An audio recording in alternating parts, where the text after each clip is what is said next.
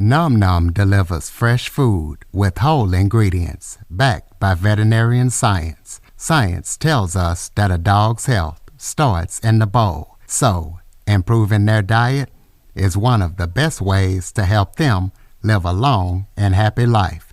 Nom Nom's food is full of proteins your dog loves and the vitamins and nutrients they need to thrive. All you have to do is order, pour, and serve. Ready to make the switch to fresh? Order Nom Nom today. Go to https://trynom.com/curveball and get 50% off your first order plus free shipping. That's https://trynom.com/curveball. Plus, Nom Nom comes with a money-back guarantee. If your dog's tail isn't wagging within 30 days, Nom Nom will refund your first order. No fillers, no nonsense, just Nom Nom. Welcome to the Living the Dream podcast with Curveball. If you believe, you can achieve.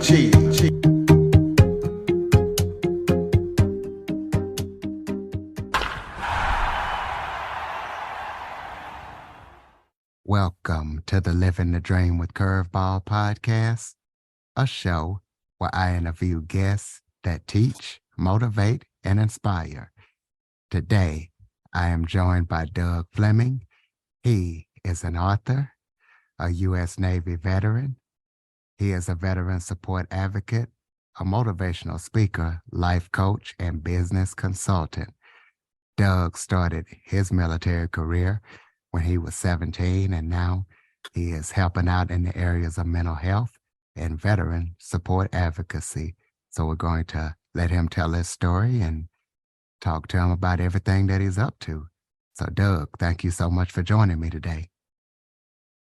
Jackson, it's quite an honor to be a guest. I thank you so much. Why don't you start off by telling everybody a little bit about yourself? Well, currently I'm an author with my pen name of D. Paul Fleming. I just published a book called 2,442 Steps to Crazy, The Beginning. It's book one in a series, and the book is about trauma and surviving trauma. By way of background, I joined the military at a very young age. I was 17, had a great run in the military, got hurt. As I like to say, the Navy tried to kill me a couple times, and the VA is still trying to. Well, tongue in cheek there. After the military, I went to work for myself after a short stint of working for somebody else. I figured I wasn't getting paid or getting paid well from somebody else. I might as well see if I can not get paid working for myself, and I proved that to be successful. But things went well for a good period of time after struggling to figure out the construction industry. But I worked for myself for a number of decades. I had to figure out and navigate the pathway through the Veterans Administration and becoming a disabled vet. And that's an adventure all by itself. Got married. I've had 6 kids. We now have 9 grandchildren. In the course of all that, I spent 10 years in Washington, D.C. on an organization called the Veterans Entrepreneur Task Force. It was the largest veterans entrepreneurial organization in the country, responsible for Public Law 109-461, among other things. It's a great organization, did wonderful things on behalf of veterans. And now I'm fully retired, but I am a veterans advocate. I do consulting work. I do some spiritual work. I have a deep faith, and I'm planning on publishing some more books. Okay, so tell the listeners why you decided to join the military and how you became a disabled vet.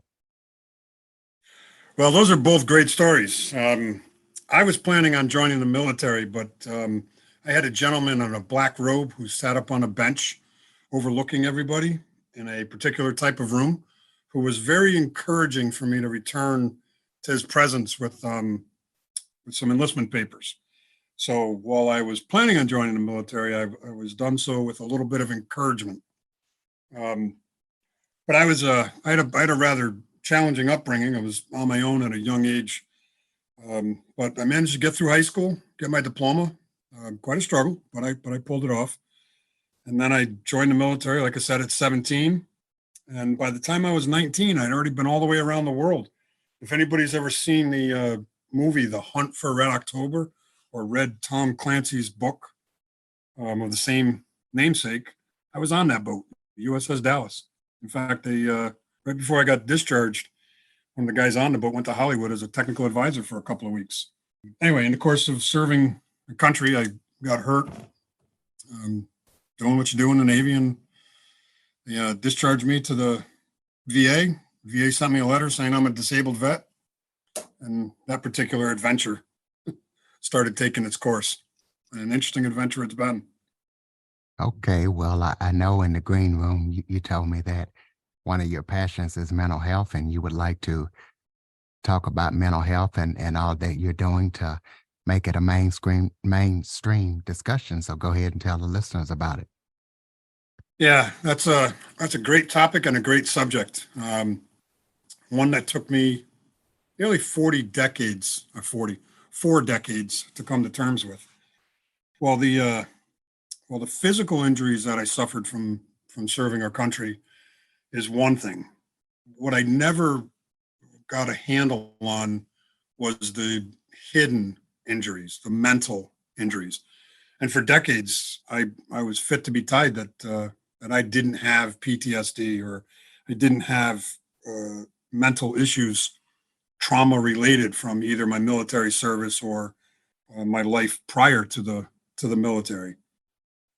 But in the course of trying to figure out what was wrong with me, I finally came to the realization that I had PTSD, and the VA ended up rating me at 100% disabled with severe PTSD. That took a significant period of time to adjust to just the label. And over the next number of years and even into a decade and a half, struggling to figure out what that means and find a path forward with severe PTSD. Um, I finally broke down enough where I guess the folks in some of the recovery programs say you got to that bottom of the barrel, so to speak. In 2018, I said I need to find peace, and that's where I threw myself 100% into what some will call recovery. For me, I call it finding a path to peace. And in doing so, I learned a lot about mental health. I found ways to become much healthier than I was. And I've learned a lot about spirituality, my own spirituality. I've learned a lot about the big picture of mental health within the VA community and mental health outside the VA community. And then, of course, the biggest one of all, mental health amongst my peers.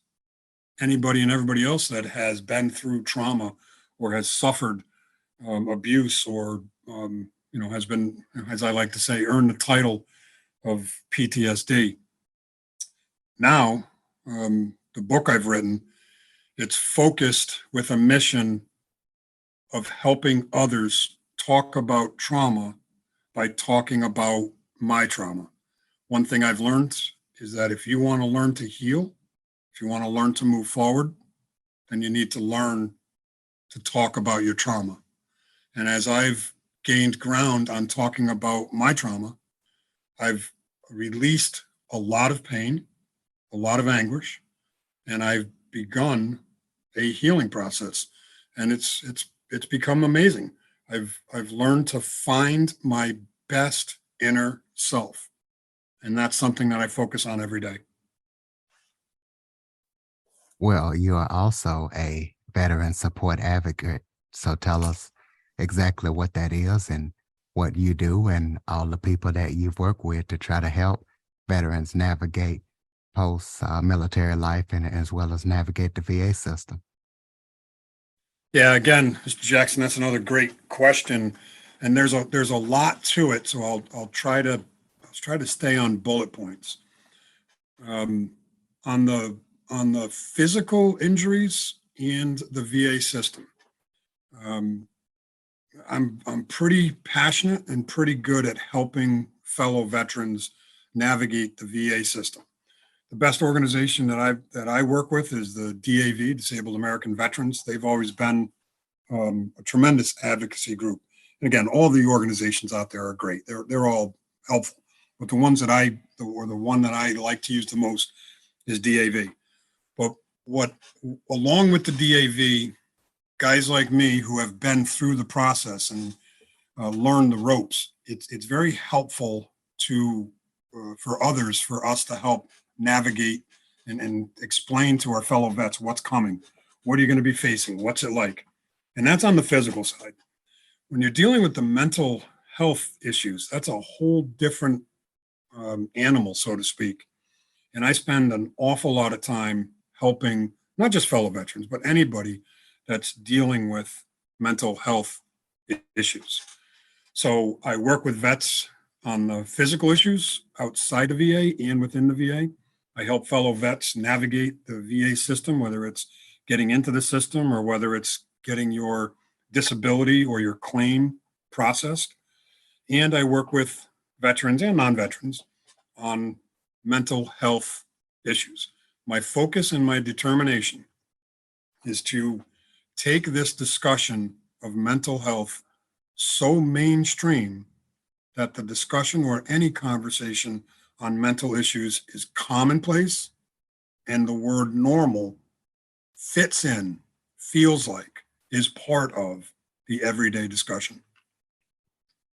Okay, well, I know you kind of touched on it in the beginning. Your successful construction company started out as I know you work with the federal government also as well as in the private sector. So tell us a little bit more about that.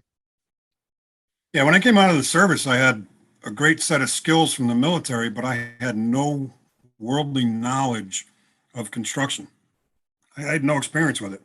But I was fortunate enough that a friend of mine from the military, his brother owned a company, went to work in the construction field, residential construction, and I took a liking to it. But more importantly, it gave me a purpose, a place, because I was learning a trade, I was learning skills, so I could see something getting accomplished every day.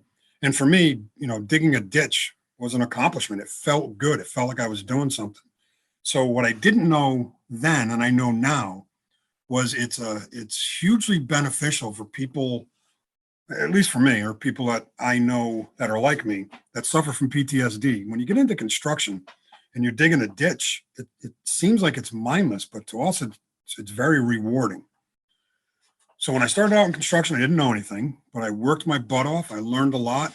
I learned how to do carpentry and then siding and roofing. And I went off and started working for myself. And then I decided I'm gonna do an old school thing here, and I'm gonna learn every piece of what it takes to build a house. It's historically, prior to World War II, a carpenter would build a house from ground up. And post World War II, at Levittown in New York, they broke it up into trades: roofing, siding, framing, drywall. And very few people knew how to do every aspect it takes to build a house. Well, that's what I set out to do. And I spent the next number of years and up to a decade learning everything it takes to build a house. Eventually, I went into concrete and heavy concrete, and then and civil construction, meaning excavators and bulldozers and payloaders. And I learned how to develop land and take raw land and turn it into residential housing, and that led into commercial work and other forms of development. And then the housing and construction bust of the mid to late early 2000s kind of pushed me into the federal sector, and I spent 10 years inside the federal sector doing work at VA hospitals and um, Army Corps of Engineer projects, Fish and Wildlife. It's quite a few agencies we worked for with a very diverse set of construction projects. It was quite an interesting ride. So you also talked about your faith. So tell us about that because I know your faith is based on your Native American heritage. So tell us about it. Yeah, so my wife is Irish Catholic, and my hardcore belief and faith is in my Native American heritage. But at the same time, I have a deep faith and a deep belief and love for the baby Jesus. So while our focus has always been, while raising our kids and my wife and I, Irish Catholic, church, all the stuff that goes along with that, quietly I kept my own faith outside of Christianity alive and growing. And when I decided to find peace in roughly 2018, that's when I really opened the door to my Native Americanism and started re-engaging in that particular sector. And now I practice both. I practice my Native American faith, and I still deeply believe in the baby Jesus. But the book came about because of my deep faith. I wanted nothing to do with telling my story and exposing myself to all the things, exposing myself to all the things that are in the book, open to criticism and questions and so on. But it was my faith that finally pushed me to the point of telling the story. And again, kind of like with faith, you don't know why you're being pushed or encouraged to do something. You just know that your faith is taking you down that path. Now that the book is out there and I see the results, I understand why my faith was pushing me to put that book out there. To give you one example, a veteran came to me and said, I didn't follow through with committing suicide because of your book. Several weeks before that revelation, I had a VA mental health therapist post a review on Amazon about how important it is to tell your story, especially your pre-military story. And as we know, many veterans, enlisted veterans, come from some form of broken home or dysfunctional home or some form of troubled upbringing. So when you go through trauma and as a child and you go through trauma in the military, you're kind of getting double whammied. And until and unless you start talking about those things, it makes it very difficult to heal and to recover. So for me, my faith has always kept me alive. It's always kept me moving forward. And it's always been the cornerstone of my belief of why I'm here and how and why we should help others. All right. Well, I know you talked about you kind of touched on some upcoming projects that people need to know about. So tell us as much as you can about any current or upcoming projects that you're working on that people need to know about. So with the first book out, 2,442 Steps to Crazy, that's book one in a series. And like I try to tell people, when you read this book, you're going to want to make sure you have time, Kleenex, and a pillow. Time, because if this book is a page turner. So when you pick it up, make sure you have some time to start reading. Even if you don't keep turning the pages, it's such a thinker that it sticks with you. The pillow is because I guarantee you this book is going to frustrate you. I've had recently some more people say I threw the book across the room. I was so mad at a couple of the characters in the book. And I say characters, but it's a true story. And then the Kleenex, I guarantee you, your nose and your eyes will both be running in this book. But there's also some pretty good funnies in the book. There's some reviews on Amazon that tell of the twists and ties of the laughter and then the sadness that walk hand in glove as I tell these stories. The other projects that I'm working on, I've got a couple of books in the works. One is called Warrior to Wise Man. And that's kind of a transition from being a warrior, a soldier, into helping take all the things you've learned in life and assisting others with your wisdom, hopefully. Book two of the Crazy series will be out later this year, but the next book out is called The Mysteries at the Wyndham Inn. So if you like ghost stories, if you like mysteries, If you like spiritual stuff tied to true events, because the Wyndham Inn is a very real historical place. A friend of mine who spent 20 years in the Navy was a paranormal investigator. And I don't want to tip the story, but he did a number of investigations on this building. And uh, uh, he he has a lot of information about the Wyndham Inn on his website, but in the same breath, there's a lot that hasn't been told. Part of this book is telling those stories. There's also a couple of friends of mine that I grew up with who used to live at the Wyndham Inn who came to me and were telling me things that happened to them. So it's tied into the stories of the mysteries at the Wyndham Inn. A lot of historical facts, like when the Revolutionary War happened, this building was engaged in parts of that story. There's a lot of veterans that lived in this building throughout the decades. So some pretty wild stories that are both spiritual, haunting. There's some fiction in there, but it's a combination of some pretty wild stories. Those are the projects that I'm working on personally.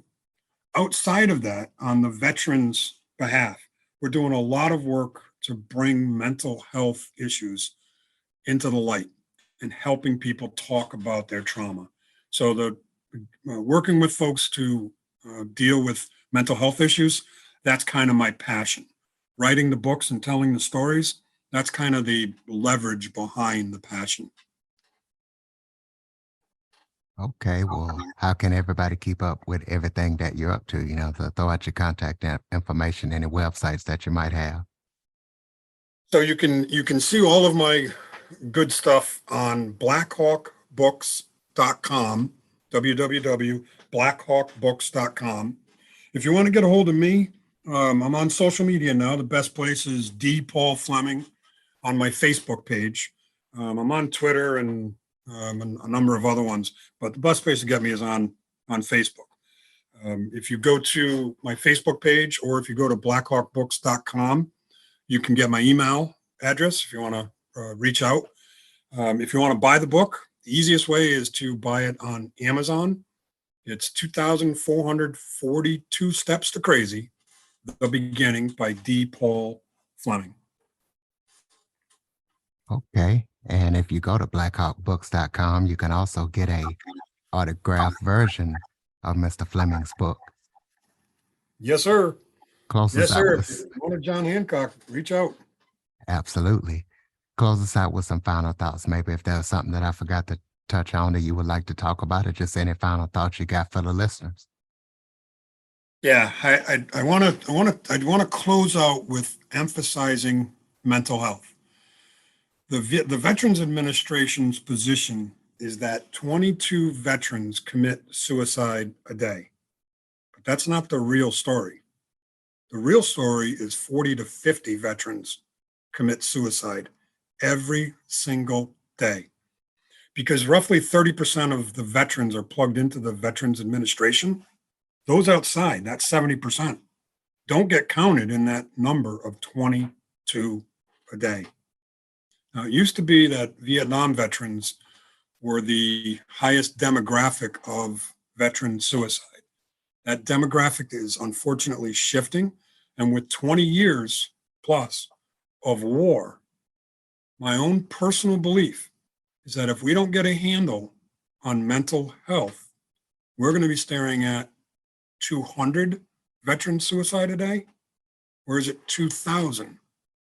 I don't know, but I'm hoping not to find out. That's why I'm working so hard to tell my story so that I can help others tell their story. And that's just within the veterans community.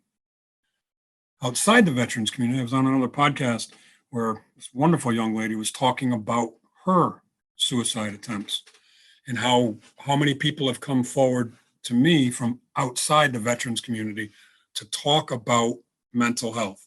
That's where I'm becoming so passionate about making the discussion of mental health commonplace, mainstream, and remove all stigma from it. Ladies and gentlemen, look him up on Amazon. D. Paul Fleming, Go to his website if you want an autographed copy of his book, blackhawkbooks.com.